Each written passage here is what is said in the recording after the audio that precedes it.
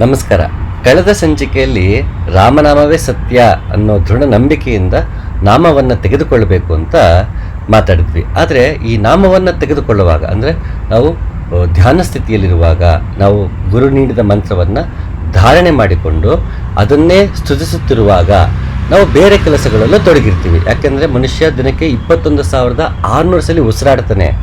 So ಹಾಗಾಗಿ ನಾವು ಪ್ರತಿ ಕ್ಷಣವೂ ಭಗವಂತನ ಧ್ಯಾನದಲ್ಲೇ ಇದ್ದಾಗ ನಾವು ಮನೆಯಲ್ಲಿ ರೂಮ್ ಬಾಗಿಲು ಹಾಕ್ಕೊಂಡು ಕೂತ್ಕೊಳ್ಳೋದಕ್ಕಾಗೋದಿಲ್ಲ. ದಿನನಿತ್ಯದ ಚಟುವಟಿಕೆಗಳಲ್ಲಿ ನಾವು ತೊಡ್ಕೊಳ್ಬೇಕಾಗತ್ತೆ. ನಮ್ಮದೇ ಜವಾಬ್ದಾರಿಗಳಿರುತ್ತೆ.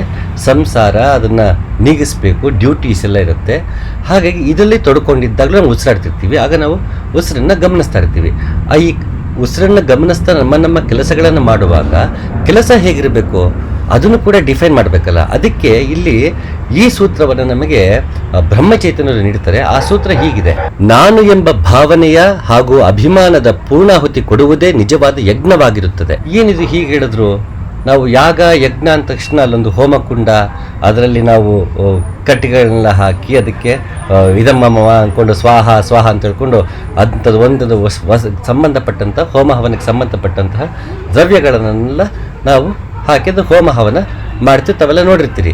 ಇದೇನಿದು ಬೇರೆ ಥರ ಯಜ್ಞ ಹೇಳ್ತಾಯಿದ್ರಲ್ಲ, ನಾನು ಎನ್ನುವ ಭಾವ, ನನ್ನದು ಎನ್ನುವ ಭಾವ, ಇದನ್ನು ಯಾಗ ಮಾಡು ಅಂತ ಹೇಳ್ತಾಯಿದ್ರಲ್ಲ, ಇದು ಯಾವ ರೀತಿ ಹೊಸ ಯಾಗ ಅಂತ ನಾವು ಪ್ರಶ್ನೆ ಮಾಡ್ಕೋಬೇಕಾಗತ್ತೆ. ಇದನ್ನು ಜೀವನ ಯಜ್ಞ ಅಂತ ಉಪನಿಷತ್ಕಾರರು ಹೇಳಿದ್ರು. ಅಂದರೆ ಇಡೀ ಜೀವನವನ್ನೇ ಯಜ್ಞ ಮಾಡಿಕೊಂಡು ಅದನ್ನು ಜೀವನ ನಡೆಸುವುದು. ಯಾವ ರೀತಿ ಜೀವನ ಯಜ್ಞ ಅಂದ್ರೇನು ಅಂತ ನಾವು ಮೊದಲು ತಿಳ್ಕೋಬೇಕು. ಒಂದು ಹೊರಗಿನ ಯಾಗ ಅಂದರೆ ಬಾಹ್ಯವಾಗಿ ಹೋಮಕುಂಡದಲ್ಲಿ ಒಂದು ಪರ್ಟಿಕ್ಯುಲರ್ ಸ್ಪೇಸಲ್ಲಿ ಒಂದು ಟೈಮಲ್ಲಿ ಮಾಡುವಂಥದ್ದು ಹೊರಗಿನ ಯಾಗವಾದರೆ, ಒಳಗಿನ ಯಾಗ ಏನಿದೆ ಅದು ಬೇರೆ ರೀತಿ. ಅದಕ್ಕೆ ಉದ್ಧವ ಗೀತೆಯಲ್ಲಿ ಕೃಷ್ಣ ಈ ರೀತಿ ಹೇಳ್ತಾನೆ: ಫಲಶ್ರುತಿರಿಯಂ ನೃಣಾಂ ಶ್ರೇಯೋ ರೋಚನಂ ಪರಂ ಶ್ರೇಯೋ ವಿವಕ್ಷಾಯ ಪ್ರೋಕ್ತಂ ಯಥಾ ಭೈಷಜ್ಯ ರೋಚನಂ. ವೇದಗಳಲ್ಲಿ ಹೇಳಿರುವ ಕರ್ಮ ಫಲಶ್ರುತಿಯು ಪುರುಷಾರ್ಥಪ್ರದವಲ್ಲ, ಕೇವಲ ಹಿತಾಕರ್ಷಣೆ ಮಾತ್ರ. ಔಷಧದಲ್ಲಿ ರುಚಿಯನ್ನು ತೋರಿಸುವಂತೆ ಶ್ರೇಯಸ್ಸಾಧನೆಗೆ ಹೇಳಿರುವುದು. ಕೃಷ್ಣ ಎಷ್ಟು ಚೆನ್ನಾಗಿ ಉದಾಹರಣೆ ಕೊಡ್ತಾನೆ ನೋಡಿ. ಔಷಧಿ ಹಾಗೆ ತಗೊಳ್ಳೋಕ್ಕೆ ಕಹಿ ಅನ್ನಿಸಿದಾಗ ಅದಕ್ಕೆ ಹೇಗೆ ಸಿಹಿಯನ್ನು ಅದಕ್ಕೆ ನೀಡಿ ಅದು ಸಿಹಿಯಾದ ರುಚಿಯನ್ನು ಕೊಟ್ಟಾಗ ಮನುಷ್ಯ ಔಷಧಿಯನ್ನು ಸೇವಿಸ್ತಾನೋ, ಹಾಗೆ ಈ ಯಾಗಗಳು ಅಥವಾ ಅದಕ್ಕೆ ಸಂಬಂಧಪಟ್ಟಂತಹ ಫಲಗಳನ್ನೇ ಅಪೇಕ್ಷಿಸಿ ಮಾಡುವಂತಹ ಕರ್ಮಗಳನ್ನು ಹೇಳ್ತಾ ಮನುಷ್ಯ ಇದ್ರ ಕಡೆ ಗಮನ ಕೊಡಲಿ. ಮೊದಲು ಅವನು ಹೊರಗಿನ ಹೋಮ ಹವನ ಕಡೆಗೆ ಬಂದಾಗ ತದನಂತರ ಅವನಿಗೆ ಹೋಮ ಹವನಗಳು ಹೊರಗಿಂದು ಇದೆ, ಒಳಗೂ ಇದೆ. ಯಾಗ ಹೊರಗೂ ಇದೆ, ಒಳಗೂ ಇದೆ.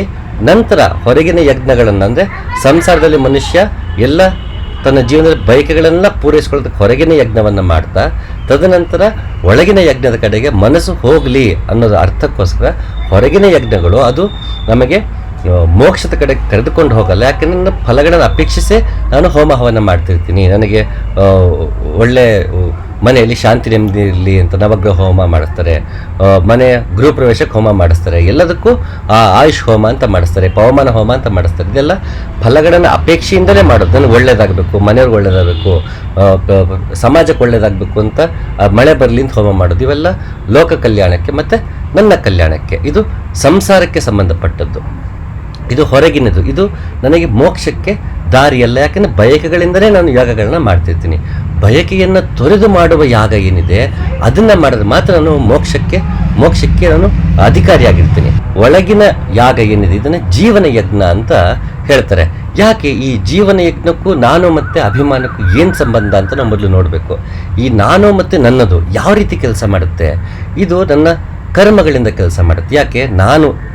ನನ್ನ ಬಗ್ಗೆ ನನಗೆ ಅರಿವಿಲ್ಲ, ಹಾಗಾಗಿ ನಾನು ಯಾವುದಲ್ಲವೋ ಅದನ್ನೇ ನಾನು ಅಂತ ಅನ್ಕೋತೀನಿ. ಯಾವುದು? ಮನಸ್ಸು, ಬುದ್ಧಿ, ಅಹಂಕಾರ. ಇವು ಮೂರಿಂದ ನಾನು ಟ್ರಿಗರ್ ಆಗ್ತಿರ್ತೀನಿ. ಈ ಮೂರು ಯಾವುದನ್ನೇ ಟ್ರಿಗರ್ ಆಗುತ್ತೆ? ತಾಮಸ, ರಾಜಸ, ಸಾತ್ವಿಕ. ಈ ಮೂರು ಗುಣಗಳು ಆತ್ಮನ ಮೇಲೆ ಹೇರಲ್ಪಟ್ಟಿರುತ್ತೆ. ನನಗೆ ತಾಮಸ ಹೆಚ್ಚಾಗಿದ್ದರೆ ತಾಮಸದ ರೀತಿಯಲ್ಲೇ ನನ್ನ ಬುದ್ಧಿ ಮತ್ತು ಮನಸ್ಸು ಕೆಲಸ ಮಾಡ್ತಿರುತ್ತೆ. ನನಗೆ ರಾಜಸ ಹೆಚ್ಚಾಗಿದ್ದರೆ ಅದು ರಾಜಸದಲ್ಲೇ ಕೆಲಸ ಪ್ರತಿಯೊಬ್ಬರಲ್ಲೂ ಮೂರು ಗುಣಗಳಿರುತ್ತೆ. ಯಾರೂ ಹುಟ್ಟುತ್ತಾನೆ 100% ತಾಮಸ, 100% ರಾಜಸ, 100% ಸಾತ್ವಿಕ ಇರೋದಿಲ್ಲ. ಪ್ರತಿಯೊಬ್ಬರಲ್ಲೂ ಪ್ರಪೋರ್ಷನೇಟಾಗೇ ಇರುತ್ತೆ. ಹಾಗಾಗಿ ನನ್ನ ಯಾವ ಗುಣ ಇರುತ್ತೋ ಈ ಮೂರು ಗುಣಗಳಲ್ಲಿ ಯಾವ ಗುಣದ ಆಧಾರದ ಮೇಲೆ ನಾನು ನನ್ನ ಮನಸ್ಸು, ಬುದ್ಧಿ, ಅಹಂಕಾರ ರಿಯಾಕ್ಟ್ ಮಾಡುತ್ತೋ ಅದ್ರ ತಕ್ಕಂಗೆ ನನ್ನ ಆ್ಯಕ್ಷನ್ಸ್ ಡಿಫೈನ್ ಆಗುತ್ತೆ. ಸೊ ಹಾಗಾಗಿ ನಾನು ಯಾವುದಲ್ಲವೋ ಅದನ್ನು ನಾನು ಅಂತ ಅಂದ್ಕೊಂಡಿದ್ದೀನೋ ಈ ಅಹಂಕಾರ ಇದು ತಾಮಸ ರಾಜಸ ಸಾತ್ವಿಕದ ಮೇಲೆ ನಿರ್ಧಾರ ಆಗಿರುತ್ತೆ. ಅದರ ಮೇಲದು ತನ್ನ ಸ್ವಭಾವವನ್ನು ವ್ಯಕ್ತಪಡಿಸಿರುತ್ತೆ. ಆ ಸ್ವಭಾವದ ಆಧಾರದ ಮೇಲೆ ಮನಸ್ಸು, ಬುದ್ಧಿ ಮತ್ತು ಅಹಂಕಾರ ಕೆಲಸ ಮಾಡ್ತಿರುತ್ತೆ. ಈ ಮನಸ್ಸು, ಬುದ್ಧಿ, ಅಹಂಕಾರ ಹೇಗೆ ಟ್ರಿಗರ್ ಆಗುತ್ತೋ ಅದ್ರ ತಕ್ಕ ನನ್ನ ಕರ್ಮ ಡಿಫೈನ್ ಆಗುತ್ತೆ. ಹೇಗೆ ನನ್ನಲ್ಲಿ ತಾಮಸ ಗುಣ ಹೆಚ್ಚಿದೆ ಅಂತ ಅಂದ್ಕೊಳ್ಳಿ. ಉದಾಹರಣೆಗೆ, ಈ ತಾಮಸಕ್ಕೆ ಒಂದು ಗುಣ ಆಲಸ್ಯ, ಅದು ಒಂದು ತಾಮಸದ ಒಂದು ಗುಣವೇ ಆಗಿದೆ. ನಾನು ತಾಮಸ ಗುಣವೇ ಹೆಚ್ಚಾಗಿದ್ದಾಗ, ನನಗೆ ಆಲಸ್ಯ ಬಂದಾಗ ನನ್ನ ಮನಸ್ಸೇನು ಹೇಳುತ್ತೆ, ಬೇಗ ಎದ್ದೇಳೋದು ಬೇಡ, ಓದಿದ್ರೆ ಏನಾಗುತ್ತೆ, ಯಾಕೆ ಇದನ್ನು ಮಾಡಬೇಕು ಅಂತ ಎಲ್ಲವನ್ನು ದೂಡ್ತಾ ಹೋಗ್ತೀನಿ. ಆಗ ನನ್ನ ಕರ್ಮಗಳನ್ನೇ ಮಾಡೋದಿಲ್ಲ. ಯಾವತ್ತು ವಿಹಿತವಾದ ಕರ್ಮವಿದೆಯೋ ಅಥವಾ ನನ್ನ ಡ್ಯೂಟೀಸ್ ಏನಿದೆಯೋ ಅದನ್ನು ಪರ್ಫಾರ್ಮ್ ಮಾಡಿಲ್ಲ ಮುಂದಕ್ಕೆ ಹಾಕ್ಬಿಡ್ತೀನಿ. ಅಥವಾ ಅಲಕ್ಷ್ಯದಿಂದ ನನಗೆ ಗಮನ ಕೊಡದೆ, ಆಸಕ್ತಿ ಕೊಡದೆ ಕೆಲಸ ಮಾಡ್ತೀನಿ. ಸೊ ನನ್ನ ಆಸಕ್ತಿ ಕೊಡದೆ ಮಾಡಿದ ಕೆಲಸ ಅಥವಾ ಕೆಲಸವನ್ನು ಮುಂದೂಡುವುದು ನನ್ನ ಆಲಸ್ಯದಿಂದ ಮೂಡಿದೆ. ಈ ಆಲಸ್ಯದಿಂದ ಮೂಡಿದೆ ನನ್ನ ಮನಸ್ಸು ಆಲಸ್ಯಾಗಿದೆ. ಯಾಕೆ ಮನಸ್ಸು ಆಲಸ್ಯಾಗಿದೆ? ನನ್ನಲ್ಲಿ ತಾಮಸ ಗುಣ ಇದೆ. ಹೀಗೆ ನಾನು ಯಾವ ಗುಣವನ್ನು ಹೆಚ್ಚು ಮಾಡ್ಕೊಂಡಿರ್ತೀನೋ, ಯಾವ ಗುಣಕ್ಕೆ ಒತ್ತು ಕೊಟ್ಟಿರ್ತೀನೋ ಆ ಗುಣಕ್ಕೆ ತಕ್ಕಂತೆ ಮನಸ್ಸು, ಬುದ್ಧಿ ಕೆಲಸ ಮಾಡ್ತಿರುತ್ತೆ. ಆ ಮನಸ್ಸು, ಬುದ್ಧಿ ಹೇಗೆ ಕೆಲಸ ಮಾಡೋದು ತಕ್ಕಂಗೆ ನನ್ನ ಆ್ಯಕ್ಷನ್ಸ್ ಡಿಫೈನ್ ಆಗ್ತಾ ಹೋಗುತ್ತೆ. ಈ ಕರ್ಮಗಳು ಯಾವ್ಯಾವ ರೀತಿ ಇರುತ್ತೆ? ಈ ದೇಹದಿಂದ ಮಾಡುವುದು ಒಂದು ಕಾಯ, ವಾಚ, ಮನಸ್ಸ. ಒಂದು ಮನಸ್ಸಿಂದ, ಅಂದರೆ ನನ್ನ ಥಾಟಲ್ಲಿ ನಾನು ಹೊಡೆದ್ಬಿಡ್ಬೇಕು ಅಂದರೆ ಹೊಡಿತಾ ಇರ್ಬೋದು, ಆದರೆ ಮನಸ್ಸಲ್ಲಿ ನಾನು ಹೊಡಿಬೇಕು ಅಂತ ಅನ್ಕೋಬೋದು, ಅದು ಕೂಡ ಒಂದು ಕರ್ಮವೇ. ಹೊಡೆದು ಬಿಡ್ತೀನಿ ಬಾಯಲ್ಲಿ ಅಂತೀವಿ, ಹೊಡೆದಿರಲ್ಲ. ಬಟ್ ಮಾತಲ್ಲಿ ಅನ್ನೋದು ಕೂಡ ಕರ್ಮವೇ. ಹೊಡೆಯೋದು ಅದು ಕೂಡ ದೈಹಿಕವಾಗಿ. ಕಾಯ, ವಾಚ, ಮನಸ್ಸ 3 ರೀತಿಯಲ್ಲಿ ನಾವು ಕರ್ಮಗಳನ್ನ ಮಾಡ್ತಿರ್ತೀವಿ. ಹಾಗಾಗಿ ಈ 3 ರೀತಿ ಕರ್ಮಗಳನ್ನು ಮಾಡ್ತಿರೋದ್ರಿಂದ ನಾವು ಅದನ್ನು ಫಸ್ಟು ನಾವು ರಿಫೈನ್ ಮಾಡ್ಕೋಬೇಕಾಗತ್ತೆ. ಅದನ್ನು ನಾವು ಮೊದಲು ಅರ್ಪಿಸ್ಬೇಕಾಗತ್ತೆ. ಯಾಕೆ ಇದನ್ನು ಮೊದಲು ಕರ್ಮದಿಂದ ಅರ್ಪಿಸ್ಬೇಕು? ನೋಡ್ರೆ, ನಾನು ಮತ್ತು ನನ್ನದು ಅರ್ಪಿಸು ಅಂದರೆ ಇಲ್ಲಿ ಕರ್ಮವನ್ನು ಅರ್ಪಿಸು ಅಂತ ಯಾಕೆ ಹೇಳ್ತಾ ಇದ್ದೀನಿ? ಮನುಷ್ಯಗೆ ನಾನು ಯಾವಾಗಲೂ ಉಪಾಸನೆ ವಿಷಯಕ್ಕೆ ಬಂದಾಗ ಹೇಳ್ತೀನಿ, ಅದು ನಾವು ಉಪಾಸನೆ ಹೃದಯದಲ್ಲಿ ಉಪಾಸನೆ ಮಾಡಬೇಕು, ಭಗವಂತ ಇಲ್ಲಿರ್ತಾನೆ, ಆತ್ಮಲ್ಲಿರ್ತಾನೆ ಅಂತ ಹೇಳ್ಬೋದು. ಶಾಸ್ತ್ರಗಳು ಹೇಳುತ್ತೆ ಆತ್ಮ ಎಲ್ಲಿದೆ, ಎಷ್ಟು ಗಾತ್ರದಲ್ಲಿದೆ, ಪರಮಾತ್ಮ ಎಲ್ಲಿದ್ದಾನೆ, ಹೇಗಿದ್ದಾನೆ, ಇವೆಲ್ಲವೂ ಹೇಳುತ್ತೆ. ಆದರೆ ಮನಸ್ಸು, ಬುದ್ಧಿ, ಅಹಂಕಾರ ಎಲ್ಲಿದೆ ಅಂತ ಹೇಳೋದಿಲ್ಲ. ಯಾಕೆಂದರೆ ಅದು ಭಾವವಾಗಿರುತ್ತೆ. ಅದು ಆತ್ಮದ ಮೇಲೆ ಇಂಪೋಸ್ ಆಗಿರುತ್ತೆ. ಅದ್ರ ಮೇಲೆ ನನ್ನ ಕರ್ಮಗಳಿಂದ, ಪೂರ್ವ ಕರ್ಮಗಳಿಂದ, ಫಲಗಳಿಂದ ಆತ್ಮದ ಮೇಲೆ ಹೇರಲ್ಪಟ್ಟಿದೆ ಹೊರತು ಅದಕ್ಕೆ ಅಂತ ನನ್ನ ಈ ಬಾಡಿನಲ್ಲಿ ಹೊರಗೆ ಕಾಣುವ ದೇಹ ಆಗಿರ್ಬೋದು, ಸೂಕ್ಷ್ಮ ದೇಹ ಆಗಿರ್ಬೋದು, ಅದರಲ್ಲಿ ಇಂಥ ಜಾಗದಲ್ಲೇ ಮನಸ್ಸು, ಬುದ್ಧಿ, ಅಹಂಕಾರ ಇದೆ ಅಂತ ಹೇಳೋದಕ್ಕಾಗಲ್ಲ. ಆತ್ಮವನ್ನು ಹೇಳ್ಬೋದು, ಪರಮಾತ್ಮನ ಹೇಳ್ಬೋದು. ಆನಂದ ರಸ ಇಲ್ಲಿಂದ ಸುರಿತಿದೆ, ಇಲ್ಲಿ 7 ಚಕ್ರಗಳಿದೆ, ಇಷ್ಟೆಲ್ಲ ಹೇಳೋರು ಮನಸ್ಸು, ಬುದ್ಧಿ, ಅಹಂಕಾರ ಇಲ್ಲಿದೆ ಅಂತ ಹೇಳೋದಕ್ಕಾಗಲ್ಲ. ಯಾಕೆಂದ್ರೆ ಅದು ಭಾವ, ಅದು ಪ್ರೊಜೆಕ್ಟ್ ಆಗಿದೆ. ಅದು ಫಿಸಿಕಲ್ ಆಗಿ ಅಥವಾ ಒಳಗಡೆ ಸೆಟಲ್ ಆಗೋದಕ್ಕೆ ಎಕ್ಸಿಸ್ಟೆನ್ಸ್ ಇಲ್ಲ. ಅಂದರೆ ಪರ್ಟಿಕ್ಯುಲರ್ ಒಂದು ಜಾಗದಲ್ಲಿದೆ ಅಂತ ಹೇಳೋದಕ್ಕಾಗಲ್ಲ. ಹಾಗಾಗಿ ನಾನು ಅನ್ನೋದು ಎಲ್ಲಿಂದ ಹುಡ್ಕೊಂಡು ಬಂದು ಅದನ್ನು ಆಹುತಿ ಕೊಡೋದು.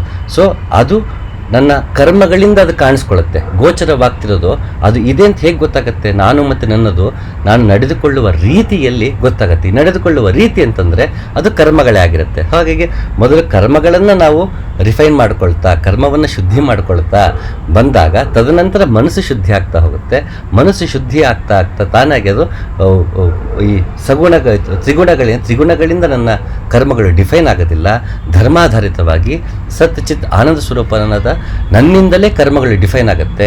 ತ್ರಿಗುಣಗಳಿಂದ ಮನಸ್ಸು, ಬುದ್ಧಿ, ಅಹಂಕಾರ, ಮನಸ್ಸು, ಬುದ್ಧಿ, ಅಹಂಕಾರದಿಂದ ಕರ್ಮಗಳಾಗೋದು ಬದಲು ಈ ಕರ್ಮಗಳು ನೇರವಾಗಿ ನನ್ನಿಂದಲೇ ಆಗ್ತಿರುತ್ತೆ. ಇವಾಗ ಮಧ್ಯಂತ ಏಜೆಂಟ್ಸಿಂದ ಆಗಲ್ಲ. ಇದು ಓವರಾಲ್ ಒಂದು ಫಿಲಾಸಫಿ. ಸೊ ಮನಸ್ಸನ್ನು ನಾವು ನನ್ನ ಈ ಯೋಚನೆಗಳು ಈ ರೀತಿ ಸತ್ಸಂಗದ ಯೋಚನೆಯಿಂದ, ಗ್ರಂಥಗಳ ಸಹಾಯದಿಂದ, ಇದೇ ರೀತಿ ಒಂದು ಬಸವಣ್ಣನ ಮಾತುಗಳಿಂದ, ಬುದ್ಧನ ಮಾತುಗಳಿಂದ ಮನಸ್ಸಿಗೆ ಪಾಠವನ್ನು ಹೇಳೋದ್ರ ಜೊತೆಗೆ ಈ ಚಿತ್ತವೃತ್ತಿಯಲ್ಲಿ ಮನಸ್ಸು ಮತ್ತು ಬುದ್ಧಿ ನಡೆಸುವ ಕೆಲಸ ಇದೆಯಲ್ಲ, ಅದನ್ನು ನಾವು ನಾಮಸ್ಮರಣೆ ಮಾಡ್ತಾ ಮಾಡ್ತಾ ಆಂತರಿಕವಾಗಿ ಅದನ್ನು ನಿಗ್ರಹಿಸುವುದು, ಹಾಗೆ ಬಾಹ್ಯವಾಗಿ ನನ್ನ ಮಾಡುವ ಕರ್ಮಗಳಿಂದ ನಿಗ್ರಹಿಸುವುದು. ಇದೇ ಅಂತರಂಗ ಶುದ್ಧಿ, ಇದೇ ಬಹಿರಂಗ ಶುದ್ಧಿ. ಹೊರಗೂ ಮನುಷ್ಯ ಯೋಗ ಅಂದ ತಕ್ಷಣ ತಾನು ಒಳಗೆ ಮಾತ್ರ ನಾನು ದಿನಕ್ಕೊಂದ್ಸರಿ ಒಂದು ಅರ್ಧ ಗಂಟೆ ಕೂತು ನಾನು ಓಂ ನಮೋ ನಾರಾಯಣ, ಓಂ ನಮಃ ಶಿವಾಯ ಅಂಥೇಳಿ ಮಿಕ್ಕಿದೆಲ್ಲ ಗಂಟೆಗಳು ನನ್ನ ರೀತಿ ನಾನು ತೊಡ್ಕೊಂಡ್ಬಿಟ್ರೆ ಅದರಿಂದ ಫಲ ಇಲ್ಲ. ಅಥವಾ ನಾನು ಹೊರಗಿಂದ ನಾನು ಸಗುಣವಾಗಿರ್ತೀನಿ, ಒಳಗೆ ಉಪಾಸನೆ ಇಲ್ಲ ಅಂದರೆ ಅದು ಪ್ರಯೋಜನಕ್ಕಿಲ್ಲ. ಅದು ನನ್ನ ಲೌಕಿಕವಾಗಿ ಪ್ರಯೋಜನಕ್ಕೆ ಬರ್ಬೋದು, ಆತ್ಮ ಸಾಕ್ಷಾತ್ಕಾರಕ್ಕಲ್ಲ. ಸೊ ಯಾರು ಆತ್ಮ ಸಾಕ್ಷಾತ್ಕಾರ ಕಡೆ ಹೊರಟಿದ್ದಾನೋ ಆತ ತನ್ನ ಒಳಗಿಂದ ಯೋಗ ಮಾರ್ಗದಲ್ಲಿ ಮನಸ್ಸು, ಬುದ್ಧಿ ಮತ್ತು ಅಹಂಕಾರವನ್ನು ಮೀರುವುದನ್ನು ಕಲಿಯುತ್ತಾ ಹೊರಗಿನ ಸಮಾಜ ಜೊತೆ ವ್ಯವಹರಿಸುವಾಗ ಮನಸ್ಸು, ಬುದ್ಧಿ, ಅಹಂಕಾರದನ್ನು ಪಕ್ಕಕ್ಕಿಟ್ಟು ತನ್ನಿಂದಲೇ ಕರ್ಮಗಳನ್ನು ಮಾಡುವುದನ್ನು ಕಲಿಯಬೇಕು. ಅದು ಆಗಬೇಕು ಅಂದರೆ ಮೊದಲು ಕರ್ಮವನ್ನು ಡಿಫೈನ್ ಮಾಡಬೇಕು. ಹಾಗಾಗಿ ಇದು ಜೀವನ ಯಜ್ಞ, ಒಳಗಿನ ಒಂದು ಯಜ್ಞವಾದ ಇದು ಜೀವನ ಯಜ್ಞ. ಬಾಹ್ಯವಾಗಿ ಅಂದರೆ ಜೀವನ ನಡೆಸುವಾಗ ಕರ್ಮಗಳ ಮುಖಾಂತರ ಮಾಡುವಂತಹ ಯಜ್ಞ. ಇದನ್ನು ಕರ್ಮ ಸಿದ್ಧಾಂತದ ವಿಷಯಕ್ಕೆ ಬಂದಾಗ ಬಸವಣ್ಣನವರು ಅದ್ಭುತವಾಗಿ ಹೇಳ್ತಾ ಹೋಗ್ತಾರೆ. ಮಾಡುವಂತಿರಬೇಕು, ಮಾಡದಂತಿರಬೇಕು, ಮಾಡುವ ಮಾಟದಿ ತಾನಿಲ್ಲದಂತಿರಬೇಕು ಅಂತ ಬಸವಣ್ಣ ಕಾಯಕದ ಬಗ್ಗೆ ಅದ್ಭುತವಾಗಿ ಹೇಳ್ತಾ ಹೋಗ್ತಾರೆ. ಆದರೆ ಇಲ್ಲಿ ಬಸವಣ್ಣನವ್ರನ್ನ ತಗೊಳ್ತಾ ಇಲ್ಲ, ಇಲ್ಲಿ ಕೃಷ್ಣನನ್ನು ಮಾತ್ರ ತಗೊಂಡಿದ್ದೀನಿ. ಯಾಕೆ ಅಂದರೆ ಇಲ್ಲಿ ಜೀವನ ಯಜ್ಞದ ಬಗ್ಗೆ ನಾವು ಮಾತಾಡ್ತಿದ್ದೀವಿ. ನಾನು ಮತ್ತು ಅಭಿಮಾನವನ್ನು ಅರ್ಪಿಸ್ಬೇಕು, ಪೂರ್ಣಾಹುತಿ ನೀಡಬೇಕು ಅಂತ ಹೇಳ್ತಿರೋದ್ರಿಂದ ಕಾಯಕ ಮತ್ತು ಅದನ್ನು ಯಜ್ಞ ಅಂತ ಮಾಡ್ತಿರೋದ್ರಿಂದ ಇದ್ರ ಬಗ್ಗೆ ಕೃಷ್ಣ ತುಂಬ ಅದ್ಭುತವಾಗಿ ಮಾತಾಡಿದ್ದಾನೆ. ಕರ್ಮಗಳನ್ನು ಭಗವಂತನಲ್ಲೇ ಅರ್ಪಿಸುವುದು, ಫಲಗಳನ್ನು ಅರ್ಪಿಸುವುದೇ ಯಜ್ಞ ಅಂತ ಅದ್ಭುತವಾಗಿ ಕೃಷ್ಣ ಇಡೀ ಭಗವದ್ಗೀತೆಯಲ್ಲಿ 4ನೇ ಅಧ್ಯಾಯದಲ್ಲಿ ತುಂಬ ಚೆನ್ನಾಗಿ ವಿವರಣೆ ನೀಡಿದ್ದಾನೆ.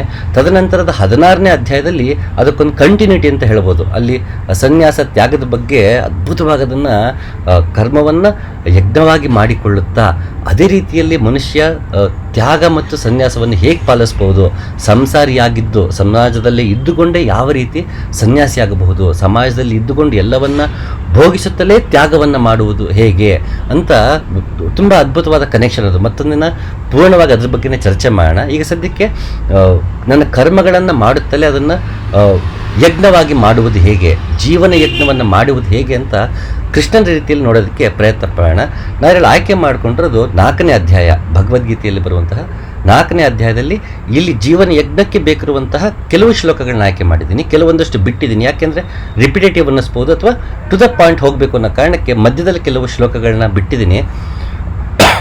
ಈಗ ಆ ಶ್ಲೋಕಗಳನ್ನ ನೋಡ್ತಾ ಹೋಗೋಣ. ಯಸ್ಯ ಸರ್ವೇ ಸಮಾರಂಭಾಃ ಕಾಮ ಸಂಕಲ್ಪವರ್ಜಿತಾಃ ಜ್ಞಾನಾಗ್ನಿ ದಗ್ಧಃ ಕರ್ಮಾಣಂ ತಂ ಅಹುಃ ಪಂಡಿತಂ ಬುಧಃ. ಮಾಡುವ ಬಯಕೆ ಪಡೆಯುವ ಬಯಕೆಗಳನ್ನು ತೊರೆದು ಎಲ್ಲ ಕರ್ಮಗಳಲ್ಲೂ ತೊಡಗುವವನು ಅರಿವಿನ ಬೆಂಕಿಯಿಂದ ಕರ್ಮಗಳನ್ನು ಸುಟ್ಟವನು. ಬಲ್ಲವರು ಅಂಥವನನ್ನು ಪಂಡಿತ ಎನ್ನುತ್ತಾರೆ. ನಾನು ಬನ್ನಂಜೆ ಗೋವಿಂದಾಚಾರ್ಯರ ಅನುವಾದವನ್ನು ತಗೊಂಡಿದ್ದೀನಿ. ಯಾಕೆಂದರೆ ತುಂಬ ಸರಳ ಕನ್ನಡದಲ್ಲಿ, ತಿಳಿಗನ್ನಡದಲ್ಲೇ ಆದಷ್ಟು ಕನ್ನಡದ ಪದಗಳನ್ನೇ ಬಳಸಿ ಅವರು ಅನುವಾದ ಮಾಡೋದಕ್ಕೆ ಪ್ರಯತ್ನ ಪಟ್ಟಿದ್ದಾರೆ. ಅದು ನಂಗೆ ತುಂಬ ಮನಸ್ಸಿಗೆ ತುಂಬ ಹಿಡಿಸುವಂತಹ ಅನುವಾದದ ಶೈಲಿ. ಹಾಗಾಗಿ ಇಲ್ಲಿ ಬನ್ನಂಜೆ ಅವ್ರನ್ನ ತಗೊಂಡಿದ್ದೀನಿ. ಇಲ್ಲಿ ಕರ್ಮಗಳನ್ನು ಮಾಡುವಾಗ ಉಂಟಾಗುವ ಫಲಗಳ ಬಗ್ಗೆ ಅಪೇಕ್ಷೆ ಪಡದೆ ಕರ್ಮಗಳನ್ನು ಮಾಡಬೇಕು. ಆ ರೀತಿ ಯಾರು ಮಾಡ್ತಾರೋ ಅವನನ್ನೇ ಪಂಡಿತ, ಅವನೇ ನಿಜವಾಗಲೂ ತಿಳಿದವನು ಅನ್ನೋ ಅರ್ಥ ಹೇಳ್ತಾರೆ. ಪಂಡಿತ ಅಂದರೆ ಇನ್ನೊಂದು ಅರ್ಥ ಇದೆ, ಪಂಟ. ನಾವು ಇಲ್ಲಿ ಏನು ದೊಡ್ಡ ಪಂಟರ ನೀವು ಅಂತ ಇಲ್ಲಿ ರೌಡಿಗಳೆಲ್ಲ ಮಾತಾಡ್ತಾರೆ. ಪಂಟ ಹೋಗಿ ಪಂಟರಾಗಿದೆ ಇವತ್ತು. ಬಟ್ ಪಂಟ ಈ ಸಂಸ್ಕೃತ ಪದ. ಒಂದು ವಿಷಯದಲ್ಲಿ ಪರಿಣಿತನಾದವನು ಪಂಡಿತ ಅಂತ. ಇವತ್ತು ನಾವು ಪಂಟರ್ ಅಂತ ಬಳಸ್ತೀವಿ ಸಿನಿಮಾಗಳಲ್ಲಿ, ಈ ರೌಡಿಸಮ್ ಇದಕ್ಕೆ ಪಂಟರ್ ಅಂತ. ಬಟ್ ಆ್ಯಕ್ಚುಲಿ ಪಂಟ ಅದು. ಪಂಟ ಅನ್ನೋದು ಸಂಸ್ಕೃತದ ಪದ. ಒಂದು ವಿಷಯದಲ್ಲಿ ಪಂಟನಾದವನು ಅಂದರೆ ಎಕ್ಸ್ಪರ್ಟಿ, ಪರಿಣಿತನಾದವನು ಅನ್ನೋ ಅರ್ಥ. ಸೊ ಪಂಡಿತನಲ್ಲಿ ಶಾಸ್ತ್ರಗಳನ್ನು ಓದಿರುವಂತಹ ಪಂಡಿತ ಅಂತಲ್ಲ. ಒಬ್ಬ ಪ್ಲಂಬರ್ ಆಗಿರ್ಬೋದು, ಆ ಪ್ಲಂಬರ್ ಕೂಡ ಅವನು ಪಂಡಿತನೇ. ಆ ಕೆಲಸದಲ್ಲಿ ಅವನು ಪಂಡಿತ. ಎಲೆಕ್ಟ್ರಿಷಿಯನ್ ಆ ಕೆಲಸದಲ್ಲಿ ಅವನು ತುಂಬ ಚೆನ್ನಾಗಿ ಗೊತ್ತಿತ್ತು, ಅವನು ಪಂಡಿತ. ಅದಕ್ಕೆ ಅವನು ಹೀಸ್ ಪಂಟ, ಅವನದಲ್ಲಿ ಎಕ್ಸ್ಪರ್ಟ್ ಆಗಿದ್ದಾನೆ. ಸೊ ಇಲ್ಲಿ ಪಂಡಿತ ಅಂದರೆ ಒಂದು ಹೀಸ್ ಎಕ್ಸ್ಪರ್ಟ್ ಅನ್ನೋ ಅರ್ಥ ಹೊರತು ನಾವು ಇವತ್ತೇನು ಮಾಡ್ಕೊಂಡಿದ್ದೀವಿ, ಒಂದು 10 ಗ್ರಂಥಗಳನ್ನ ಊರು ಹೊಡೆದಿರೋನೋ ಅದ್ರ ಬಗ್ಗೆ ಸುಮ್ಮನೆ ಮಾತಾಡೋನೇ ಪಂಡಿತ ಅನ್ನೋ ಮಾಡ್ಕೊಂಡಿದ್ದೀವಿ. ಅಲ್ಲ, ಪ್ರತಿಯೊಬ್ಬನು ಕೂಡ ತಾನು ಯಾವ್ಯಾವ ಕೆಲಸದಲ್ಲಿ ಅವನು ಎಕ್ಸ್ಪರ್ಟ್ ಆಗಿರ್ತಾನೋ ಆ ವಿಷಯದಲ್ಲಿ ಆತ ಪಂಡಿತನೇ. ಯಾವ ವಿಷಯ ಅವನು ಗೊತ್ತಿಲ್ವೋ ಆ ವಿಷಯದಲ್ಲಿ ಅವನು ಅಜ್ಞಾನಿಯೇ. ಹಾಗಾಗಿ ಈ ವಿಷಯಕ್ಕೆ ಬಂದಾಗ ಯಾರು ನಿಜವಾಗಲೂ ತನ್ನ ಫಲಗಳನ್ನೆಲ್ಲ ಭಗವಂತನಿಗೆ ಅರ್ಪಿಸಿ ತನ್ನ ಜೀವನ ಮಾಡ್ತಾನೋ ಅವನೇ ನಿಜವಾದ ಪಂಡಿತ ಅಂತ ಕೃಷ್ಣನ್ ನಮ್ಗೆ ಹೇಳ್ತಾ ಇದ್ದಾನೆ. ಹಾಗೆ ಮುಂದಿನ ಶ್ಲೋಕದಲ್ಲಿ ನಿರಾಶೀರ್ಯತ ಚಿತ್ತಾತ್ಮ ತ್ಯಕ್ತ ಸರ್ವ ಪರಿಗ್ರಹ ಶರೀರಂ ಕೇವಲಂ ಕರ್ಮ ಕರ್ಮನ ನಾಪ್ನೋತಿ ಕಿಲ್ಬಿಷಂ. ಮನಸ್ಸು ಚಿತ್ತಗಳನ್ನು ಹದ್ದಿನಲ್ಲಿರಿಸಿದಾಗ ಹಂಬಲ ದೂರವಾಗುತ್ತದೆ, ನಾನು ನನ್ನದು ಭಾವ ಮರೆಯಾಗುತ್ತದೆ. ದೇಹ ಪೋಷಣೆಗಷ್ಟೇ ಕರ್ಮ ಮಾಡಿದರೂ ದೋಷ ತಟ್ಟುವುದಿಲ್ಲ. ಪೂರ್ತಿ ಶ್ಲೋಕ ಇಲ್ಲಿ ನೋಡೋದು ಬೇಡ. ಮನಸ್ಸು ಮತ್ತು ಬುದ್ಧಿಯನ್ನ ಹಿಡಿತದಲ್ಲಿ ಇಟ್ಕೊಂಡು ಆತ ಕರ್ಮಗಳನ್ನು ಮಾಡೋದ್ರ ಬಗ್ಗೆ ಇಲ್ಲಿ ಹೇಳ್ತಾ ಇದ್ದಾರೆ. ಸೊ ಮನಸ್ಸು ಬುದ್ಧಿನ ಹೇಗೆ ಹಿಡಿತಕ್ಕೆ ಇಟ್ಕೊಳ್ಳೋಕೆ ಸಾಧ್ಯ? ನಾವು ಗುರು ನೀಡಿದಂತಹ ಮಂತ್ರವನ್ನು ಉಸಿರು ತಗೊಂಡು ಉಸಿರು ಬಿಡುವಾಗ ನಾವು ಧಾರಣೆ ಮಾಡಿಕೊಂಡು ಧ್ಯಾನ ಮಾಡುವುದರಿಂದ ಮನಸ್ಸು ಮತ್ತು ಬುದ್ಧಿ ತಾನಾಗೆ ಹಿಡಿತಕ್ಕೆ ಬರುತ್ತೆ. ಸೊ ಅಲ್ಲಿ ಹೇಳ್ತದಾನೆ, ಕೃಷ್ಣ ಹೇಳ್ತಾನೆ, ಒಳಗಿನ ಉಪಾಸನೆಯನ್ನು ಮಾಡುತ್ತಲೇ ಹೊರಗಿನ ಉಪಾಸನೆಯನ್ನು ಮಾಡಬೇಕು ಅನ್ನೋ ಅರ್ಥ. ಇಲ್ಲಿ ಮನಸ್ಸು ಬುದ್ಧಿನ ಹಿಡಿತಕ್ಕದಲ್ಲಿ ಇಟ್ಕೋಬೇಕು ಅಂತ ಎಲ್ಲದಲ್ಲೂ ಇರುತ್ತೆ. ಹೇಗೆ ಅಂದರೆ ಈ ರೀತಿ ಗುರು ನೀಡುವಂತಹ ಬೀಜ ಮಂತ್ರವನ್ನು ನಾವು ಪ್ರತಿನಿತ್ಯವೂ ಪ್ರತಿ ಕ್ಷಣವೂ ಅದನ್ನು ಉಚ್ಚರಿಸುತ್ತಾ ಉಚ್ಚರಿಸಿಕೊಳ್ಳುತ್ತಾ ಒಳಗಡೆ ಹೇಳಿಕೊಳ್ಳುತ್ತಾ ಉಸಿರಾಟವನ್ನೇ ಗಮನಿಸುತ್ತಾ ನಾನು ನನ್ನ ಕೆಲಸಗಳಲ್ಲಿ ತೊಡಗಿಕೊಳ್ಳಬೇಕು. ಆಗ ಒಳಗಿನ ದುಡಿಮೆಯೂ ಆಗುತ್ತೆ, ಹೊರಗಿನ ದುಡಿಮೆಯೂ ಆಗುತ್ತೆ. ಒಳಗಿಂದ ಅಂತರಂಗ ಶುದ್ಧಿಯೂ ಆಗುತ್ತೆ, ಕರ್ಮಗಳಿಂದ ಬಹಿರಂಗ ಶುದ್ಧಿಯೂ ಆಗುತ್ತೆ. ಅದಕ್ಕೆ ಅರಿವಿನಿಂದ ಸುಡಬೇಕು ಅಂತ ಅಲ್ಲಿ ಜ್ಞಾನದಿಂದ ಸುಡಬೇಕು ಅಂತ ಅಲ್ಲಿ ಕೃಷ್ಣ ಅದಕ್ಕೆ ಹೇಳಿದ್ರು. ಅದೇ ಯಜ್ಞ. ನಾನು ಯಾವಾಗ ನಾನು ನನ್ನ ಇಡೀ ಫೋಕಸ್ನ ನಾನು ಮಾಡ್ತಿರೋ ಕೆಲಸದ ಮೇಲೆ ಇಟ್ಟು ಅದ್ರ ಜೊತೆಗೆ ನಾನು ಒಳಗಿನ ಉಪಾಸನೆಯನ್ನು ಮಾಡಿಕೊಳ್ಳುತ್ತಲೇ ಕರ್ಮಗಳನ್ನ ಮಾಡಿದಾಗ ನನ್ನ ಕರ್ಮದಿಂದ ಉಂಟಾಗುವ ಫಲಗಳೇನಿದೆ ಅದು ನನಗೆ ತಟ್ಟುವುದಿಲ್ಲ ಅಂತ ಒಂದಾದರೆ ನಾನು ಯಾವ ರೀತಿಯ ಕರ್ಮಗಳನ್ನು ಮಾಡುತ್ತಿದ್ದೇನೆ ಅನ್ನೋದು ಕೂಡ ಡಿಫೈನ್ ಆಗ್ತಾ ಹೋಗುತ್ತೆ. ಯಾಕೆಂದರೆ ಅದು ನನ್ನ ಮನಸ್ಸು ಬುದ್ಧಿಯ ಕೈಗೆ ಕರ್ಮಗಳನ್ನ ಕೊಟ್ಟಿಲ್ಲ, ನನ್ನ ಭಾವನೆಗಳಿಂದ ಕರ್ಮಗಳನ್ನ ಮಾಡ್ತಿಲ್ಲ, ನನ್ನ ಕರ್ತವ್ಯಗಳಿಂದ ಕರ್ಮಗಳನ್ನ ಮಾಡ್ತಿದ್ದೀನಿ. ಯಾಕೆಂದರೆ ಒಂದು ವಿಷಯಕ್ಕೆ ಒಂದು ಸಲ ಇರುವಂತಹ ಭಾವನೆ ಅದೇ ಕೆಲಸಕ್ಕೆ ಮತ್ತೊಂದು ದಿನ ಇರಬೇಕು ಅಂತ ಇಲ್ಲ. ಈಗ ಉದಾಹರಣೆಗೆ ಕಾರ್ ಓಡಿಸೋದು ನನಗಿಷ್ಟ, ನಾನು ಓಡಿಸ್ತಾ ಇದ್ದೀನಿ, ನನಗದು ಖುಷಿ ಕೊಡ್ತಿದೆ. ಅದೇ ನಾನು ನಾನ್ ಸ್ಟಾಪು ತುಂಬ ಹೊತ್ತು ನಾನು ಕಾರ್ ಓಡಿಸಿದಾಗ ನನಗೆ ನೋವು ಬರುತ್ತೆ, ಅಪ್ಪ ಸ್ವಲ್ಪ ಸಾಕಪ್ಪ ಡ್ರೈವ್ ಮಾಡಿದ್ದು, ನಿಲ್ಲಿಸಬೇಕು ಗಾಡಿ ಅನಿಸುತ್ತೆ. ಸೊ ಯಾವ ಡ್ರೈವ್ ಮಾಡೋದು ನನಗೆ ಖುಷಿ ಕೊಡುತ್ತೋ ಅದೇ ಸ್ವಲ್ಪ ಹೊತ್ತು ನನಗೆ ಆಯಾಸ ಕೊಡುತ್ತೆ.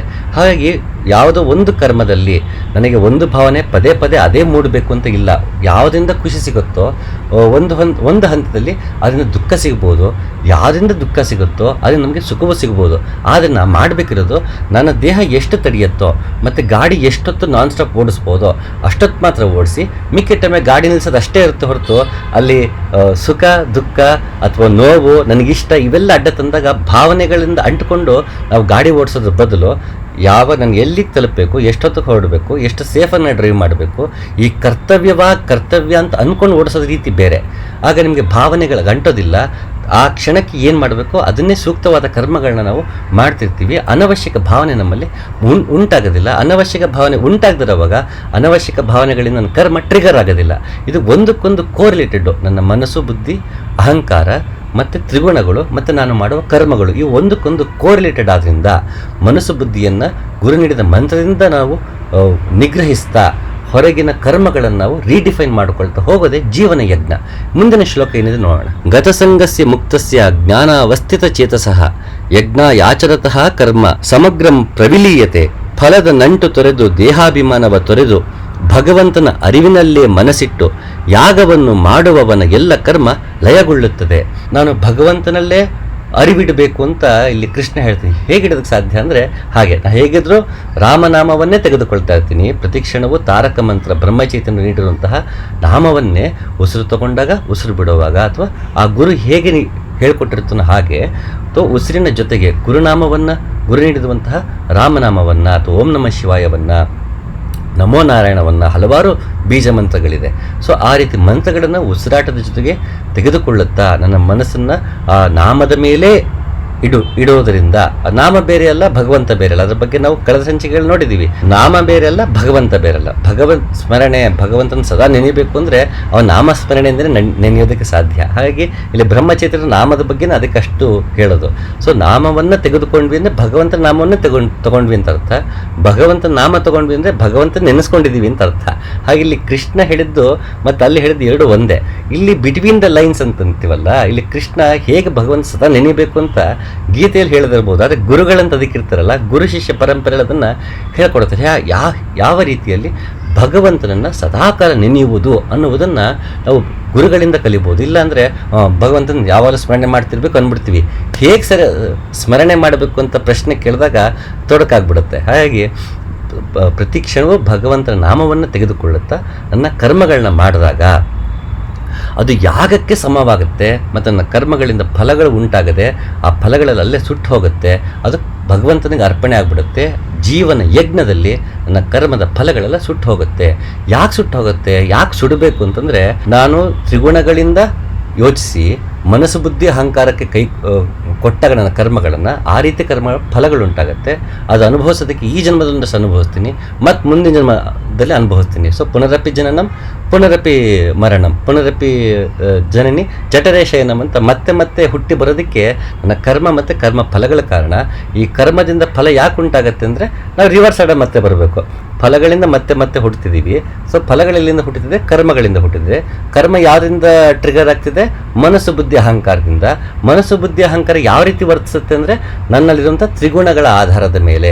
ಸೊ ತ್ರಿಗುಣಗಳು ನಾನು ಇದು ಮಾಡಬೇಕು ಅಂದರೆ ತ್ರಿಗುಣಗಳನ್ನು ಮೀರಬೇಕು. ಸೊ ತ್ರಿಗುಣವನ್ನು ಯಾವ ರೀತಿ ಮೀರೋಕ್ಕಾಗುತ್ತೆ, ಸಂಸ್ಕಾರದಿಂದ ಉಪಾಸನೆಗಿಂದ ತ್ರಿಗುಣಗಳನ್ನು ಮೀರಬಹುದು. This is the correlation. ಒಂದಕ್ಕೊಂದು ಸಂಬಂಧ ಈ ರೀತಿ ಇದೆ. ಯಾವಾಗ ನಾನು ಕರ್ಮದಿಂದ ಉಂಟಾಗುವ ಫಲಗಳನ್ನು ಸುಡ್ತೀನೋ ನಮ್ಮ ಮತ್ತೆ ಹುಟ್ಟು ಬರುವ ಅವಶ್ಯಕತೆ ಇಲ್ಲ. ಇದು ಕರ್ಮಯೋಗ. ಸೊ ಈ ರೀತಿ ಮಾಡುವುದೇ ಜೀವನ ಯಜ್ಞ. ಮುಂದೆ ಶ್ಲೋಕ ಏನಿದೆ ನಾವು ನೋಡೋಣ. ಬ್ರಹ್ಮಾರ್ಪಣಂ ಬ್ರಹ್ಮಹವಿರ ಬ್ರಹ್ಮಜ್ಞೋ ಬ್ರಹ್ಮಣಾಹುತಂ ಬ್ರಹ್ಮೈವ ತೇನ ಗಂತವ್ಯಂ ಬ್ರಹ್ಮ ಕರ್ಮ ಸಮಾಧಿನ ಅರ್ಪಣವೂ ಬ್ರಹ್ಮ, ಅರ್ಪಿಸುವ ಹವಿಸ್ಸೂ ಬ್ರಹ್ಮ, ಬೆಂಕಿಯ ರೂಪದಲ್ಲಿರುವ ಬ್ರಹ್ಮನಲ್ಲಿ ಬ್ರಹ್ಮನಿಂದಲೇ ಹೋಮಗೊಂಡಿತು. ಮನಸ್ಸಿನ ಏಕಾಗ್ರತೆಯ ಜೊತೆಗೆ ವ್ಯಗ್ರತೆಯೂ ಬ್ರಹ್ಮನೇ. ಪೂರ್ಣಮಿದಂ ಪೂರ್ಣಾತ್ ಪೂರ್ಣಮುದಚ್ಯತೆ ಪೂರ್ಣಸ್ಯ ಪೂರ್ಣಮಾದಾಯ ಪೂರ್ಣವ್ಯವಶಿಷ್ಯತೆ ಅಂತ ಹೇಳ್ತೋ, ಅದನ್ನೇ ಈ ರೀತಿಯಲ್ಲಿ ಕೃಷ್ಣ ನಮಗೆ ಅದನ್ನು ಅಳವಡಿಸ್ಕೊಳ್ಳೋ ರೀತಿ ಹೇಗೆ ಅಂತ ಹೇಳ್ತಾನೆ. ಅಲ್ಲಿ ನಮಗೆ ಸಿಕ್ಬಿಡುತ್ತೆ, ಅಲ್ಲಿ ಶಾಂತಿ ಮಂತ್ರದಲ್ಲಿ ಸಿಕ್ಬಿಡುತ್ತೆ. ಪೂರ್ಣಮಿದಂ ಅಂತ ಶಾಂತಿ ಮಂತ್ರದಲ್ಲಿ ಸಿಕ್ಬಿಡುತ್ತೆ. ಅದು ಪೂರ್ಣ, ಇದು ಪೂರ್ಣ, ಪೂರ್ಣದಿಂದಲೇ ಪೂರ್ಣ ಹುಟ್ಟಿದೆ, ಪೂರ್ಣದಿಂದ ಪೂರ್ಣವನ್ನು ತೆಗೆದರೆ ಉಳಿಯುವುದು ಪೂರ್ಣವೇ ಅಂತ ನಮಗೆ ಉಪನಿಷತ್ತಿನ ಶಾಂತಿ ಮಂತ್ರದಲ್ಲಿ ಸಿಕ್ಬಿಡುತ್ತೆ. ಅದ್ರದ್ದು ಅಪ್ಲಿಕೇಶನ್ ಏನು, ಆ ಶಾಂತಿ ಮಂತ್ರದ ಅಪ್ಲಿಕೇಶನ್ ಏನು ಅಂತ ನೋಡಿದ್ರೆ ಅದು ಇದಾಗಿರುತ್ತೆ. ಯಾವುದು? ಅರ್ಪಣವೂ ಬ್ರಹ್ಮ, ಅರ್ಪಿಸುವ ಹವಿಸ್ಸೂ ಬ್ರಹ್ಮ, ಬೆಂಕಿಯ ರೂಪದಲ್ಲಿರುವ ಬ್ರಹ್ಮದಲ್ಲಿ ಬ್ರಹ್ಮನಿಂದಲೇ ಹೋಮಗೊಂಡಿತು. ಇದೆಲ್ಲವೂ ಅವಂದೇ ಆದ್ರಿಂದ, ಈಶಾವಾಸ್ಯಮಿದಂ ಸರ್ವಂ ಆದ್ರಿಂದ ನಾವು ಮಾಡುವುದೆಲ್ಲವೂ ಅವನದ್ದೇ ಆಗಿರುತ್ತೆ. ಇಲ್ಲಿ ಮಾಡೋದು ನಾನೇನೂ ಇಲ್ಲ. ಯಾಕೆಂದ್ರೆ ನಾವು ಹುಟ್ಟೋಕ್ಕೂ ಮುಂಚೆ ಪ್ರಪಂಚ ಇತ್ತು, ನಾವು ಹುಟ್ಟಿದ ಮೇಲೆ ಪ್ರಪಂಚ ಇದೆ, ನಾವು ಹೋದ್ಮೇಲೆ ಪ್ರಪಂಚ ಇರುತ್ತೆ, ನಾನು ಮಲಗಿದ್ದಲ್ಲೂ ಪ್ರಪಂಚ ನಡೀತಿರುತ್ತೆ, ನಾನು ಎಚ್ಚರವಾಗಿದ್ದಲ್ಲೂ ಪ್ರಪಂಚ ನಡೀತಿರುತ್ತೆ. ಇದಕ್ಕೆ ಯಾವ ರೀತಿಯ ನನ್ನದೇ ಅವಶ್ಯಕತೆ ಇಲ್ಲ ಈ ಪ್ರಪಂಚಕ್ಕೆ. ಇದನ್ನು ನಾನು ಅರ್ಥಕೊಂಡಾಗ ನನ್ನ ಸುತ್ತಮುತ್ತ ಚಿಕ್ಕ ಪ್ರಪಂಚವಾಗಲಿ ದೊಡ್ಡ ಪ್ರಪಂಚವಾಗಲಿ, in macro level or micro level, ನನ್ನ ಅವಶ್ಯಕತೆ ಇಲ್ಲದೆಯೂ ಪ್ರಪಂಚ ನಡೆಯೋದಕ್ಕೆ ಸಾಧ್ಯ ಇದೆ ನನಗೆ ಅರ್ಥ ಆದಾಗ ನನ್ನ ಕರ್ಮಗಳು ರೀಡಿಫೈನ್ ಆಗ್ತಾ ಹೋಗುತ್ತೆ. ನಾನು ಇಲ್ಲದೆ ಬೇರೆ ಏನೂ ಆಗಲ್ಲ, ನನ್ನ ಅಹಂಭಾವವೇ ಆಗಿರುತ್ತೆ ಹೊರತು ಅದು ವಾಸ್ತವ ಅಲ್ಲ. ಯಾಕೆಂದರೆ ನಮ್ಮ ಜೀವನದಲ್ಲಾಗಲಿ ನಮ್ಮ ಸಮಾಜದಲ್ಲಾಗಲಿ ಎಷ್ಟೋ ತುಂಬ ಮುಖ್ಯವಾದ ವ್ಯಕ್ತಿಗಳು ಇರ್ತಾರೆ. ಅವರು ಇವತ್ತು ಬಂದರೆ ಖಂಡಿತ ನಾಳೆ ಅವರು ಹೋಗಲೇಬೇಕಾಗುತ್ತೆ ದೇಹ ಬಿಟ್ಟು. ಹಾಗಂತ ನಮ್ಮ ಸಮಾಜ ಅಧೋಗತಿಗೆ ಹೋಗ್ಬಿಡ್ತಾ, ಹಾಗೂ ಹೋಗಿದ್ರು ಮತ್ತೊಬ್ಬ ಬಂದು ಅದನ್ನು ಉದ್ಧಾರ ಮಾಡೇ ಮಾಡ್ತಾನೆ, ಅಥವಾ ಅದಾದರೆ ನಾವೇ ಕೂಡ ಅದನ್ನು ಮಾಡುವಂಥ ಶಕ್ತಿ ಪ್ರತಿಯೊಬ್ಬನಿಗೂ ಇರುತ್ತೆ. ಹಾಗಾಗಿ ಅದು ನಿರಂತರವಾಗಿ ನಡೆಯುತ್ತಿರುವಂತಹ ಕ್ರಿಯೆ. ಅದು ಸಮಾಜ ಅಥವಾ ಪ್ರಪಂಚ ತನ್ನ ಅಸ್ತಿತ್ವದಲ್ಲಿ ತಾನು ಇದ್ದೇ ಇದೆ, ನಾವಲ್ಲಿ ಅವಾಗವಾಗ ಹೋಗಿ ಬಂದು ಮಾಡ್ತಿರ್ತೀವಿ ಅಷ್ಟೇ ಹೊರತು ನನ್ನದೇ ಅವಶ್ಯಕತೆ ಅಂತ ಪ್ರಪಂಚಕ್ಕಿಲ್ಲ. ನಾನು ಯಾವ ರೀತಿ ತೊಡ್ಕೊಳ್ಬೇಕು ಅಂದರೆ, ನಾನು ನಿಜವಾಗ್ಲೂ ಇನ್ನೊಂದು ಬಂದಿದ್ದು ಅವಶ್ಯಕತೆ ಇತ್ತಪ್ಪ ಅಂತ ಸಮಾಜ ಅನ್ನಬೇಕು, ಆ ರೀತಿ ನಾವು ಬದುಕಬೇಕು ಹೊರತು ನಾವು ಆ ರೀತಿ ಬದುಕಿಲ್ಲ ಅಂದರೆ ನಮ್ಮ ಅವಶ್ಯಕತೆಯ ಕೊರತೆ ಏನು ಕಾಡಲ್ಲ ಪ್ರಪಂಚಕ್ಕೆ. ನಾನು ಆ ರೀತಿ ಬದುಕಬೇಕಷ್ಟೇ. ಇಂಥವ್ನು ಹುಟ್ಟಿಲ್ಲ ಅಂತಿದ್ರೆ ನಿಜವಾಗ್ಲೂ ನಮ್ಗೆ ಎಷ್ಟು ಲಾಸ್ ಆಗ್ತಿತ್ತಪ್ಪ ಅಂತ ಜನ ಅನ್ನೋ ಹಾಗೆ ನಾವು ಬದುಕಬೇಕು ಹೊರತು, ನಾನು ಹುಟ್ಟಿಲ್ಲ ಅಂದರೆ ಅಥವಾ ನಾನು ಸಡನ್ನಾಗಿ ಪ್ರಾಣ ಬಿಟ್ಬಿಟ್ರೆ ಅದರಿಂದ ಪ್ರಪಂಚಕ್ಕೇನು ಲಾಸ್ ಇಲ್ಲ. ಲಾಸ್ ಆದ್ರೂ ರಿಕವರ್ ಮಾಡ್ಕೊಳ್ಳೋಕೆ ಪ್ರಪಂಚಕ್ಕೆ ಬರುತ್ತೆ, ಸಮಾಜಕ್ಕೆ ಬರುತ್ತೆ. ಈ ಅರಿವಿದ್ದಾಗ ನಾವು ಕರ್ಮಗಳನ್ನ, ನಾವು ಜೀವನ ಮಾಡುವ ರೀತಿಯನ್ನು ಮತ್ತು ಅಹಂಕಾರಕ್ಕೆ ಸೊಪ್ಪಾಕುವುದು ತಾನಾಗೆ ಕಡಿಮೆ ಆಗ್ತಾ ಹೋಗುತ್ತೆ.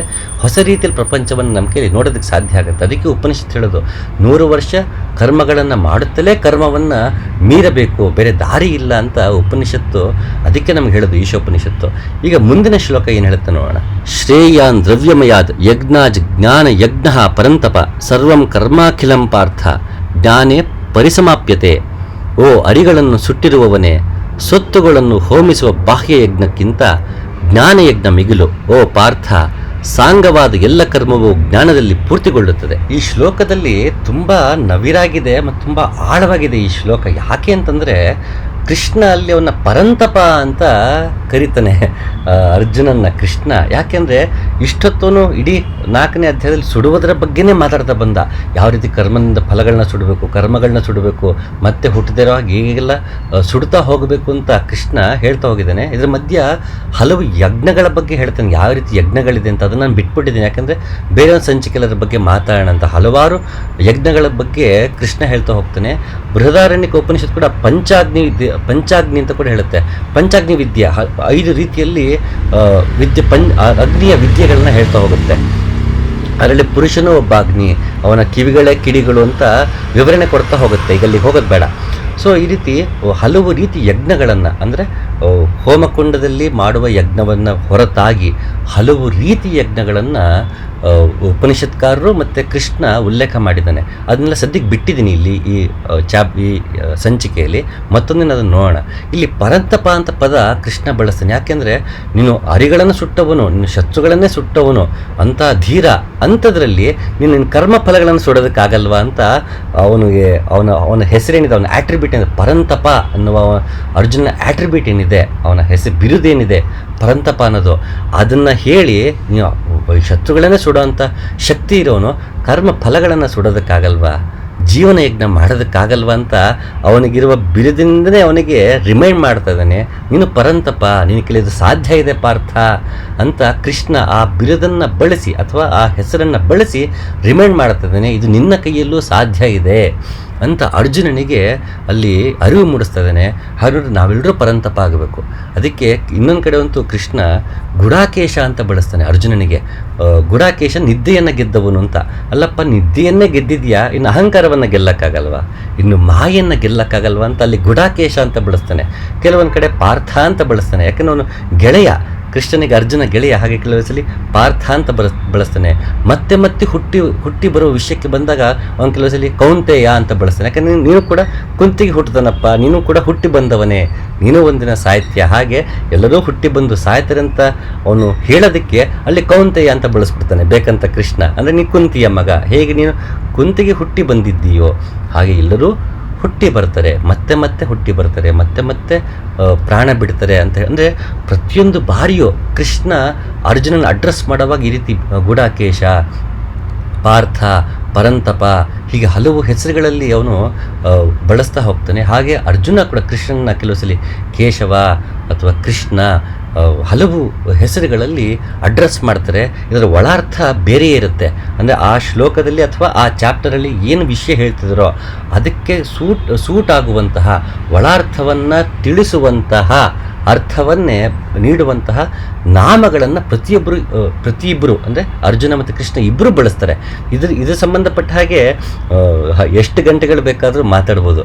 ಇಷ್ಟು ಆಳವಾಗಿರುವಂತಹ ಅರ್ಥ ಇರುವಂತಹ ಗೀತೆ ಭಗವದ್ಗೀತೆ. ಈ ಶ್ಲೋಕ ಅದನ್ನೇ ಹೇಳ್ತಾ ಇದೆ, ನೀನು ಅರಿವುಗಳನ್ನು ಸುಟ್ಟವನು, ಸೊತ್ತುಗಳನ್ನು ಹೋಮಿಸುವ ಬಾಹ್ಯ ಯಜ್ಞಕ್ಕಿಂತ ಜ್ಞಾನಯಜ್ಞ ಮಿಗಿಲು. ಎಷ್ಟು ಅದ್ಭುತವಾಗಿ ಕೃಷ್ಣ ಹೇಳ್ತಾ ನೋಡಿ, ಹೊರಗಿನ ಯಜ್ಞ ಮಾಡ್ತಿದ್ಯಾ, ಅದಕ್ಕಿಂತ ಜ್ಞಾನಯಜ್ಞ ಮಿಗಿಲು. ಯಾಕೆಂದರೆ ಹೊರಗಿನ ಯಜ್ಞ ಕೊನೆಗೆ ಫಲಾಪೇಕ್ಷೆಯಿಂದಲೇ ಮಾಡೋದು. ಸಮಾಜಕ್ಕೆ ಒಳ್ಳೆದಾಗಬೇಕು ಅಂತನೋ, ನನಗೆ ಒಳ್ಳೆಯದಾಗಬೇಕು ಅಂತನೋ, ಫ್ಯಾಮಿಲಿಗೆ ಒಳ್ಳೆಯದಾಗಬೇಕು ಅಂತನೋ, ಇದು ಫಲದ ಅಪೇಕ್ಷೆಯಿಂದ ಮಾಡುವ ಯಜ್ಞ. ಅದು ಬೇಡ. ಅದು ಪುರುಷಾರ್ಥಕ್ಕೆ ಸಂಬಂಧ ಇಲ್ಲ, ಅದು ನಿನಗೆ ಮೋಕ್ಷವನ್ನು ನೀಡೋದಿಲ್ಲ. ನೀನು ಜೀವನ ಯಜ್ಞ ಮಾಡ್ತಿಯಲ್ಲ, ಒಳಗಿಂದ ಯಜ್ಞವನ್ನು ಮಾಡ್ತಿಯಲ್ಲ, ನಿನ್ನ ಕರ್ಮಗಳನ್ನೆಲ್ಲ ಮತ್ತು ಅದರ ಫಲಗಳನ್ನೆಲ್ಲ ನನಗೇ ಅರ್ಪಿಸ್ತಿಯಲ್ಲ, ಆಗ ಮಾತ್ರ ಅದೇ ನಿಜವಾದ ಮಿಗಿಲು, ಅದೇ ನಿಜವಾದ ಯಜ್ಞ, ಮತ್ತು ಅದೇ ನಿನಗೆ ಮೋಕ್ಷವನ್ನು ನೀಡುತ್ತೆ, ಅದೇ ನಿನ್ನ ಭಗವಂತನ ಕಡೆಗೆ ಕರ್ಕೊಂಡು ಹೋಗುತ್ತೆ, ಅದೇ ನಿನ್ನ ನಾನು ಮತ್ತು ನನ್ನದು ಎನ್ನುವುದನ್ನು ಅದು ಕೊಂದು ಹಾಕುತ್ತೆ ಅನ್ನೋದಕ್ಕೋಸ್ಕರ ಇಲ್ಲಿ ಜೀವನ ಯಜ್ಞದ ಮಹತ್ವವನ್ನು ಕೃಷ್ಣ ಹೇಳ್ತಾ ಇದ್ದಾನೆ. ಅದಕ್ಕೆ ನಾನು ಎಲ್ರಿಗೂ ಹೇಳ್ತಾ ಇರ್ತೀನಿ, ಸಾಮಾನ್ಯವಾಗಿ ಈ ಹೋಮ ಹವನೆಲ್ಲ ಮಾಡುವಾಗ ಇದಂ ನಮ್ಮಮ್ಮ ಅಂತ ಹೇಳ್ತಾ ಹೋಗ್ತಿರ್ತೀವಿ. ಇದು ನನ್ನದಲ್ಲ. ಕೊಡುವಾಗ ನಾನು ಕೊಟ್ಟೆ ಅಂತದಾಗ ಅದು ಕೊಟ್ಟಂಗೆ ಆಗಲ್ಲ. ಹಾಗೆ ಕೊಡುವವನು ನಾನಲ್ಲ. ಯಾವಾಗಲೂ ಕಳೆದ ಸಂಚಿಕೆಯಲ್ಲಿ ಮಾತಾಡ್ತಿದ್ವಲ್ಲ, ಇವರಾರು ಕೊಡುವರಾರು ಎಲ್ಲರೂ ಒಂದಾಗಿರಲು ನೈವೇದ್ಯ ಭಾಗಿನಿ ಮಂಕುತಿಮ್ಮ ಅಂತ. ಇಲ್ಲಿ ಕೊಡೋದಕ್ಕೆ ನಾನು ಯಾರು, ಇಸ್ಕೊಳ್ಳೋಕೆ ಅವನು ಯಾರು, ಎಲ್ಲವೂ ಭಗವಂತಂದೆ. ಅದರಿಂದ ನೈವೇದ್ಯ ಭಾಗಿನಿ ಮಂಕುತಿಮ್ಮ ಅಂತ. ಆಗ ಯಾವಾಗ ಆ ಭಾವನೆ ಬರುತ್ತೆ, ನಾನು ದಾನ ಮಾಡಿದೆ, ನಾನು ಕೊಟ್ಟೆ ಅನ್ನುವುದು ಇರುವುದಿಲ್ಲ. ಅದಕ್ಕೆ ನಮ್ಮಲ್ಲಿ ಕೊಟ್ಟು ಬಿಡು, ಹೋಗಿ ಬಿಡು, ಬಂದು ಬಿಡು ಅಂತ. ಕೊಡಬೇಕು, ಕೊಟ್ಟೆ ಅನ್ನೋ ಭಾವವನ್ನು ಬಿಡಬೇಕು. ಹೋಗಬೇಕು, ಎಲ್ಲಿಂದ ಬಂದೆ ಅನ್ನೋ ಭಾವವನ್ನು ಬಿಡಬೇಕು. ಇಲ್ಲಾಂದರೆ ಆಫೀಸ್ಗೆ ಹೋದಾಗ ಮನೆ ಬಗ್ಗೆ ಚಿಂತೆ, ಮನೆಯಲ್ಲಿದ್ದಾಗ ಆಫೀಸ್ ಬಗ್ಗೆ ಚಿಂತೆ, ಆಫೀಸಲ್ಲಿದ್ದಾಗ ವೆಕೇಷನ್ ಬಗ್ಗೆ ಚಿಂತೆ, ವೆಕೇಷನ್ಲಿದ್ದಾಗ ಆಫೀಸ್ ಬಗ್ಗೆ ಚಿಂತೆ ಆಗಿಬಿಡುತ್ತೆ. ನಾನು ಕೊಟ್ಟೆ ಅನ್ನೋದೇ ಇರುತ್ತೆ ಭಾವ. ಸೊ ಕೊಡಬೇಕು, ಕೊಟ್ಟು ಬಿಡಬೇಕು. ಇಲ್ಲ ಅಂತಂದರೆ ಕೊಟ್ಟಿದ್ದಕ್ಕೆ ನಿಜವಾದ ಅರ್ಥ ನಮಗೆ ಸಿಗೋದಿಲ್ಲ. ಎಲ್ಲವನ್ನೂ ಭಗವಂತನಿಗೆ ಅರಿವಿನಿಂದ, ಎಚ್ಚರದಿಂದ ನಾವು ಮಾಡುತ್ತ ಪ್ರತಿಯೊಂದು ಕರ್ಮವನ್ನು ಎಚ್ಚರದಿಂದ ಮಾಡುತ್ತಾ ಅದನ್ನು ಭಗವಂತ ನೀನೇ ಮಾಡಿಸ್ತಿರೋದು, ನಾನಲ್ಲ, ನಿನ್ನಿಂದ ಆಗ್ತಾ ಇದೆ, ನಾನು ನಿಮಿತ್ತ ಮಾತ್ರ, ಇದರಿಂದ ಬರೋ ಫಲಗಳು ನನಗೆ ಬೇಡ, ಅದನ್ನು ನಿನಗೇ ಅರ್ಪಿಸ್ತೀನಿ. ಫಲಾಪೇಕ್ಷೆ ಇಲ್ಲದೆ ಮಾಡಬೇಕು ಅಂತಂದು ಅರ್ಥ, ಅದನ್ನ ಫಲಗಳು ಉಂಟಾಗತ್ತೆ, ಅದು ಏನೇ ಫಲ ಉಂಟಾಗಲಿ ಅದನ್ನು ನಿನಗೆ ಅರ್ಪಿಸ್ತೀನಿ, ನನಗೆ ಬೇಡ, ಅದು ನಿನಗೇ ಅರ್ಪಿತ. ಈ ಕರ್ಮ ನೀನೇ ಮಾಡಿಸ್ತಿದ್ಯಾ, ಅದ್ರ ಉಂಟಾಗೋ ಫಲವು ನಿನಗೇ ಇರಲಿ, ನನಗಲ್ಲ ಅನ್ನೋ ಭಾವದಿಂದ ಮಾಡಿದಾಗ ನನಗೆ ಕರ್ಮದಿಂದ ಉಂಟಾಗೋ ಫಲಗಳು ನನಗೆ ಅಂಟೋದಿಲ್ಲ.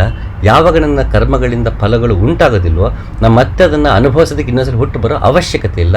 ಹಾಗಾಗಿ ನಾನು ಮುಕ್ತನಾಗ್ತೇನೆ ಅನ್ನೋ ಭಾವ. ಇದಾಗಬೇಕು ಅಂತಂದರೆ ಭಗವಂತನ ಅರಿವಿನಲ್ಲಿ ಮಾಡಬೇಕು ಅಂದಾಗ ಸಹಾಯಕ್ಕೆ ಬರೋದು ನಾಮವನ್ನು ತೆಗೆದುಕೊಳ್ಳೋದು. ದಿನಕ್ಕೆ 21,600 ಸಲ ಉಸಿರಾಡ್ತಿರ್ತೀವಿ.